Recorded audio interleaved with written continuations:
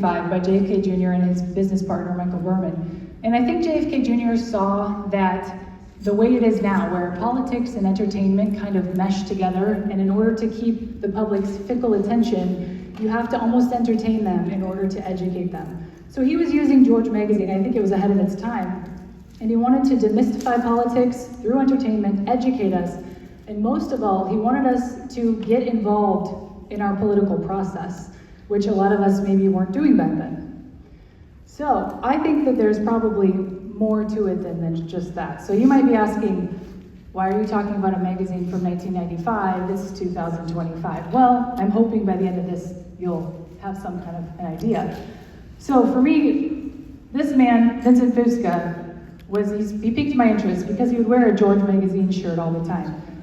And that's what I was like, what is George magazine? What is that? Well, then it's, started looking into it. After I started my George collection show, which was in January 2022, he asked for my address and sent me the shirt that piqued my interest in George magazine in the first place. So I have that shirt now, which is crazy. So I thought that's kind of some good, encouragement to keep in this process and to keep going with the George collection. So I want to share with you some coincidences that to me are just completely mind-blowing. In case you don't know, this is a survival guide to the future. This magazine cost me $3,000. It's not cheap on eBay, so if you want to get it and you get it for less than that, don't tell me because I'll be jealous. But this is it's from February of 1997. Survival Guide to the Future, and this is a huge one. I keep picking the wrong one, sorry. Okay, so it talks about Survival Guide to the Future, but specifically it talks about Platform 2020. So the year 2020, right? Interesting. Inside of it talks about the thoughts from 1997, what's going to happen in the year 2020. And they bring up a lung-attacking virus. Very interesting. Not only that, sorry, where do I point this thing? There we go. Not only that, JFK Jr. interviewed Bill Gates in this very magazine. And of course, in the 1990s, we think that Bill Gates is just a computer nerd. He's not involved in anything weird, right? But JFK Jr. asked him about privacy, in particular on the internet. And he said, how do you feel about privacy on the internet? And Bill Gates replies, well, the United States is the ultimate we believe in privacy country. But, he goes on to say, if, for example, the US went through a terrible period of terrorism, people might decide to draw the line about privacy a little differently. So, did he know about 9/11? Did he know about the Patriot Act? Was he kind of foretelling that in this magazine? It seems like it to me. Whoops, sorry.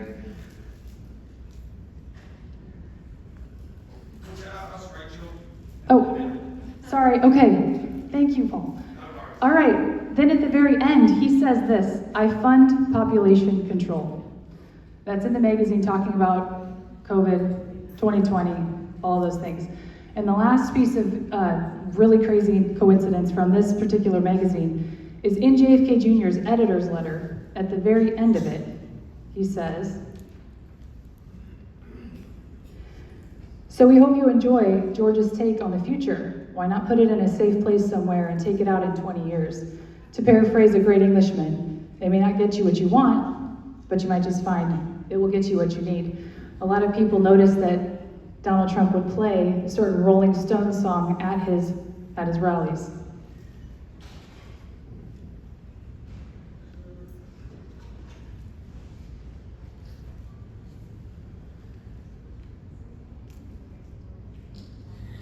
Is there volume to this? Okay. It's just me reading what I just read, so that's no big deal. I can hear it here on this laptop. Okay. Okay. Everybody here is so awesome. I'm just going to pause it for a second, if that's okay. Okay, perfect.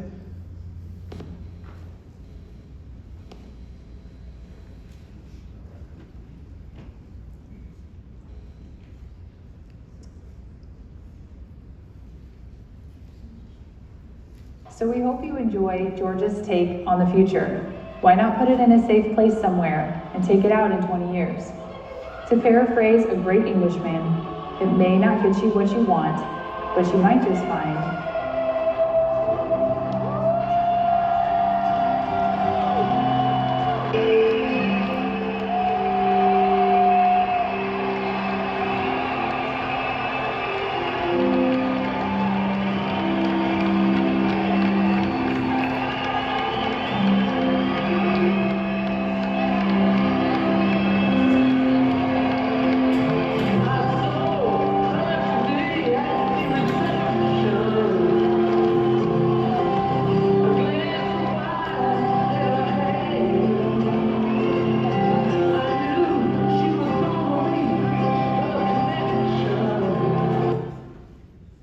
So you get the idea, and that was 3 different rallies that he played it at, and I think the Rolling Stones didn't like it very much.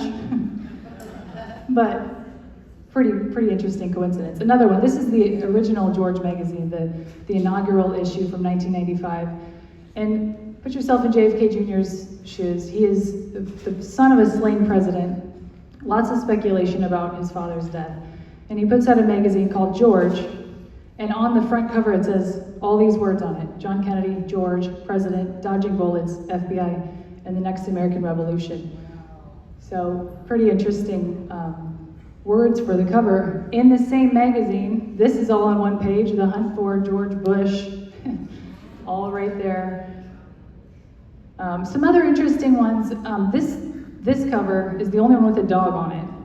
There's 57 issues, only one with a dog, and it says, "Can America be saved?"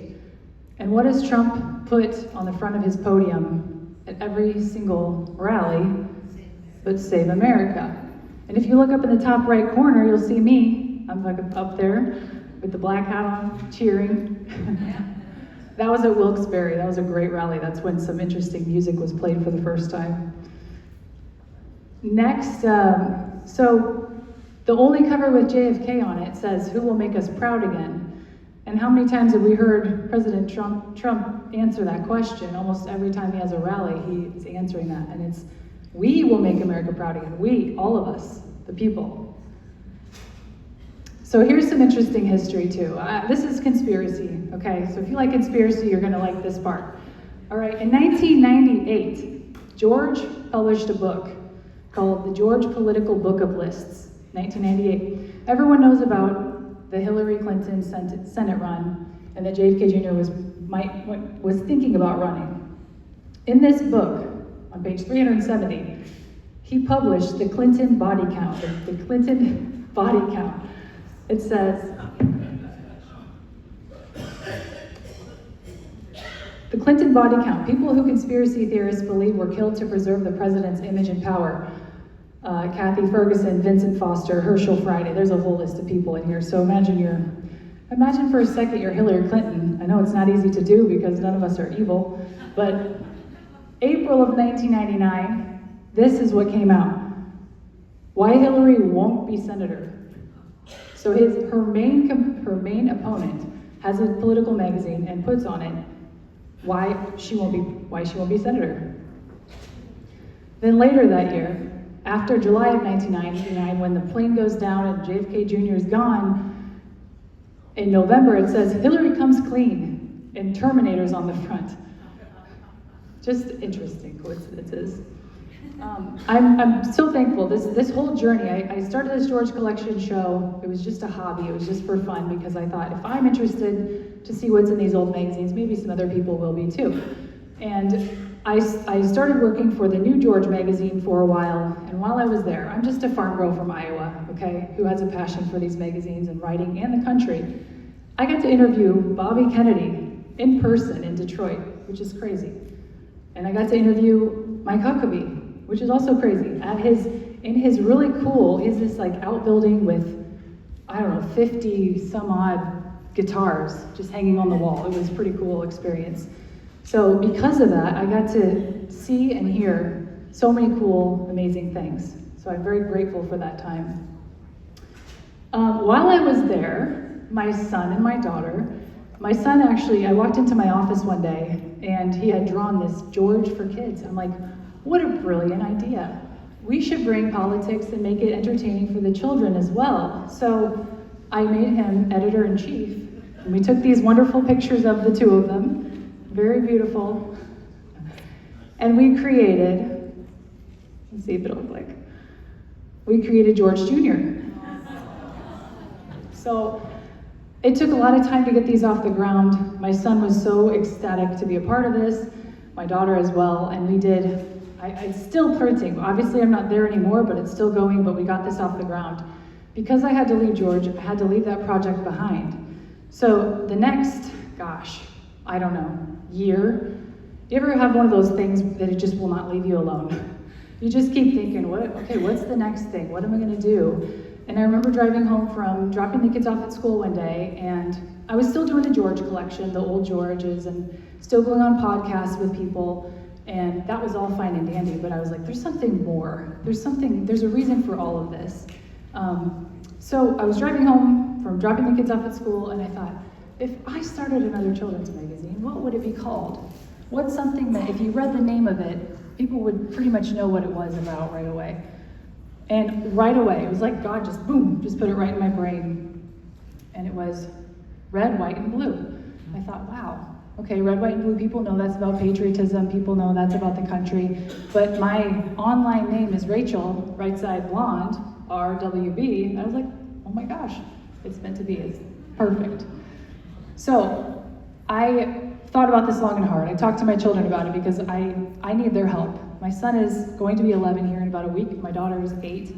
And they are my test subjects. When I would want to put something in the magazine, I would say, does this interest you? No? Okay, let's move on. Let's do this. So that's kind of what I had done in the past. And again, in the year between leaving and right now, it's been a big question mark for me. But I want you guys to watch this. This is Yuri Bezmenov. Has anybody seen this video? Raise your hand if you've seen it. He's a KGB defector, and he talks about just the destabilization of the United States. And he talks about how it starts, they infiltrate our schools and they mess with the kids, essentially.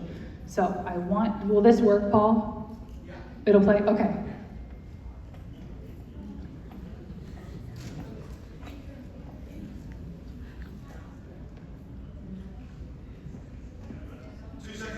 Okay. Okay. To change the perception of reality of every Okay, American. can you start it over though? To such an extent that Okay. ideological subversion is the slow process which we call either ideological subversion or active measures, активные мероприятия in the language of the KGB, or psychological warfare. What it basically means is to change the perception of reality of every American to such an extent that despite of the abundance of information, no one is able to come to sensible conclusions in the interest of defending themselves, their families, their community, and their country. It's a great brainwashing process which goes very slow, and it's divided in 4 basic stages. The first one being demoralization. It takes from 15 to 20 years to demoralize a nation. Why that many years? Because this is the minimum number of years which requires to educate one generation of students in the country of your enemy, exposed to the ideology of the enemy. In other words, Marxism-Leninism ideology is being pumped into the soft heads of at least 3 generations of American students without being challenged or counterbalanced by the basic values of Americanism, American patriotism. It's really scary when you watch this entire video. I think it's like a 30-minute video on YouTube. You can look it up, Yuri Bezmenov. There's a shorter 6-minute version, but it talks about everything that's been happening. And when you really watch it for the first time, you can almost pinpoint what was happening.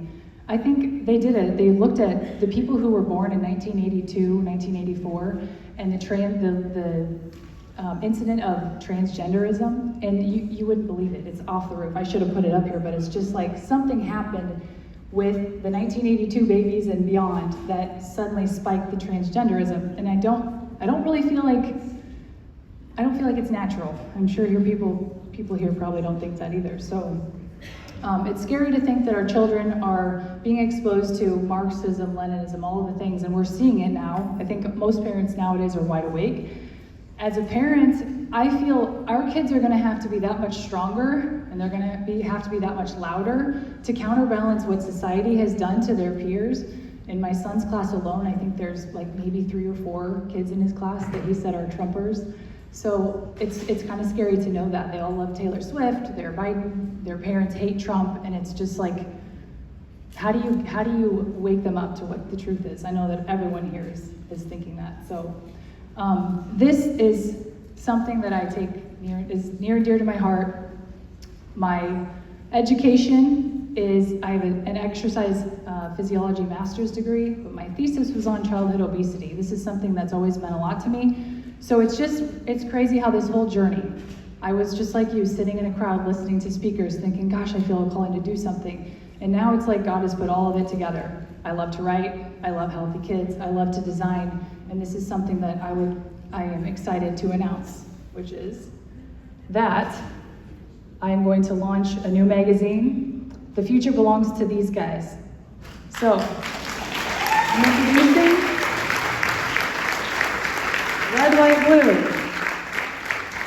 And this is a magazine for 7 to 11-year-olds. I would love to at some point get one for high school kids because we need more good options there too. But I'm so elated. This is a passion project. This is a look inside of it. You can stop by my booth and take a peek at it. But I don't know many other children's magazines that would talk about the CIA and American media and Project Mockingbird. I mean, I haven't seen any. I don't think Highlights is putting that stuff in their magazine. A lot of animal stuff and lions and tigers, which is cool. But at the end of that article, the CIA, it asks a question.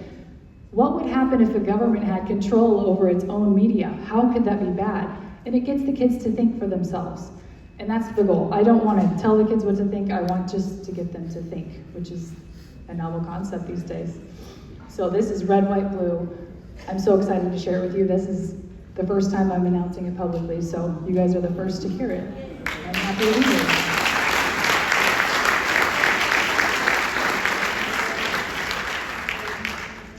And I just want to leave you, this is just the information if you're interested with it. I want to leave you with one thought, because for a whole year I sat there and think, okay, should I do it? Should I not do it? Should I do it? Should I not do it?